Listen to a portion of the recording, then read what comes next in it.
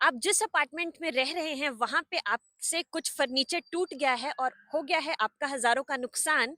तो इस बार तो अनफॉर्चुनेटली आप कुछ नहीं कर सकते, बट नेक्स्ट टाइम के लिए आप थोड़े से केयरफुल स्टेप्स जरूर कर सकते हैं जिससे आप दोबारा इस खर्चे से बच सकें। बेसिकली जर्मनी में तरह तरह की लाइबिलिटी इंश्योरेंसेस बहुत फेमस हैं, क्योंकि जर्मन लोग जो होते हैं ना, वो थोड़ा सा ऐसे सोचते हैं कि कम से कम पैसा इनकी पॉकेट से जाए, कोई भी उनकी वजह से नुकसान हो जाए तो उस उनको अपनी पॉकेट से पैसा निकाल के ना देना पड़े। तो बहुत सारी लाइबिलिटी इंश्योरेंसेस होती हैं यहाँ पे। सबसे पहले जैसे कि होती है एक्सीडेंटल इंश्योरेंस। अगर गलती से आपके साथ किसी का एक्सीडेंट हो जाए तो आपको वो पूरा पैसा अपनी पॉकेट से नहीं देना पड़ेगा, इंश्योरेंस कंपनी उसके लिए देगी। आपका होता है personal insurance, personal liability insurance. आप सपोज आपसे किसी के फोन पे कुछ कॉफी गिर जाती है और उसका आपको खुद से पैसा ना देना पड़े उसके फोन का, आप पर्सनल लाइबिलिटी इंश्योरेंस ले सकते हैं। ऐसे ही होती है हाउस होल्ड लाइबिलिटी इंश्योरेंस, है ना।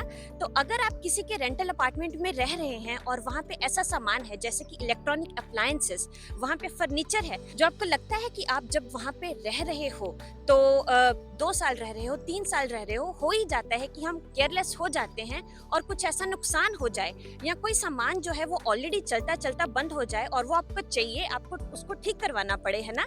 तो आप ये हाउस होल्ड लाइबिलिटी इंश्योरेंस ले सकते हो। बहुत सारी कंपनीज हैं जो ये इंश्योरेंस प्रोवाइड करती हैं और ये बेसिकली प्रोसेस ऐसा ही होता है कि आपको अपनी मंथली एक प्रीमियम देना होता है ना। और जब भी आपका कुछ ऐसा नुकसान होता है आपको अपफ्रंट उसके लिए, उसको ठीक कराने के लिए बिल पे करना पड़ेगा और फिर अपनी इंश्योरेंस कंपनी के पास जाके उसको क्लेम कराना पड़ेगा। तो जो आपने जितना भी पैसा स्पेंड किया है ना, वो वापस आ जाएगा। मैंने कोया लाइबिलिटी इंश्योरेंस यूज किया था 1 साल के लिए, जब मैं एक फर्निश्ड अपार्टमेंट में रहती थी। वहां पे जो मैं इंश्योरेंस प्रीमियम पे करती थी वो कुछ 7 यूरो पर मंथ का था, है ना। और मैंने 1 साल इसको यूज किया है। और इस प्रीमियम में क्या क्या कवर होता था, मेरा कवर होता था इलेक्ट्रॉनिक अप्लायंसेस जो भी मेरे अपार्टमेंट में है, जो भी वुडन फर्नीचर, जो भी फर्नीचर पड़ा हुआ है उस अपार्टमेंट में वो कवर होता था, और ग्रॉस नेग्लिजेंस का भी एक पोर्शन था। अगर मेरी गलती से कुछ खराब हो जाता है तो मैं उसको क्लेम कर पाऊंगी उस अमाउंट को। तो 1 साल में मैंने कुछ 84 यूरोस इनको पे किया और इसको मैंने यूज किया 2 बार। जब एक बारी मेरी वॉशिंग मशीन खराब हो गई थी, उसका मुझे कुछ 100 यूरो देना पड़ा था, और एक बारी मेरा टीवी खराब हो गया था जिसका मुझे 150 यूरो देना पड़ा था उसको ठीक करवाने के लिए। बट इन द एंड जब मैंने ये क्लेम किया, ये पैसा मुझे वापस आ गया था। आप भी अगर जर्मनी में हैं और आपको भी कुछ इंग्लिश सपोर्ट वाली लाइबिलिटी इंश्योरेंस चाहिए, तो आप कोया की ऑप्शन को एक्सप्लोर कर सकते हैं। बहुत ही अच्छी सर्विस है इनकी, जो इनका इंग्लिश सपोर्ट है। इनकी वेबसाइट भी इंग्लिश में है और जब भी मैंने जो क्लेम करने का प्रोसेस था वो भी सारा इंग्लिश में था। तो एटलीस्ट ये चीज़ मुझे अच्छी लगी थी क्लेम सबमिट करते हुए और इंश्योरेंस खरीदते हुए।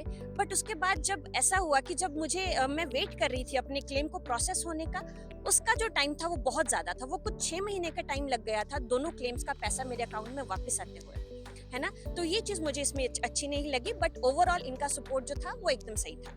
मैंने तो यूज़ किया था एक बहुत ही मिनिमम इंश्योरेंस, ये 7 यूरो का।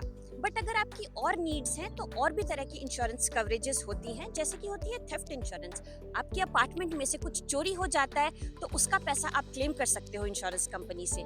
कुछ आपके अपार्टमेंट में आग लग जाती है, कुछ आपके अपार्टमेंट का सामान खराब हो जाता है उस वजह से, या वाटर डैमेज की वजह से कुछ आपकी सीलन आ जाती है फ्लोर में, दीवारों में, ये सब आप क्लेम कर सकते हो अगर आपका जो आपने जो कवरेज ले रखी है वो इन सारी चीज़ों को कवर करती है। तो आपको देखना होगा कि आपकी नीड्स क्या है। आप जहाँ पे भी रह रहे हो आपको ये सारी चीज़ें चाहिए अपने प्लान में, तो आप थोड़ी सी वेबसाइट्स हैं जिन पे जाके आप चेक कर सकते हो। वेबसाइट्स जैसे कि trustpilot.com, test.de, ट्रस्ट tariffcheck.com, इन पे जाके आप चेक कर सकते हो कि आपको जो जो भी नीड्स हैं वो इन इंश्योरेंस से मीट हो रही हैं या नहीं, और आपको in the end monthly premium जो है वो कितना देना पड़ेगा।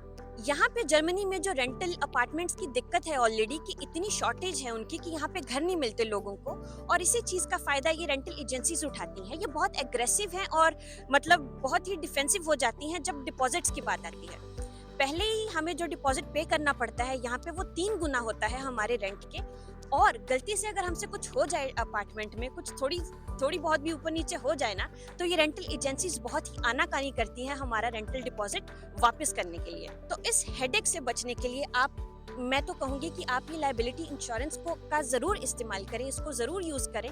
आप बहुत सारी लंबी ईमेल से बच जाएंगे, लंबे झमेलों से बच जाएंगे।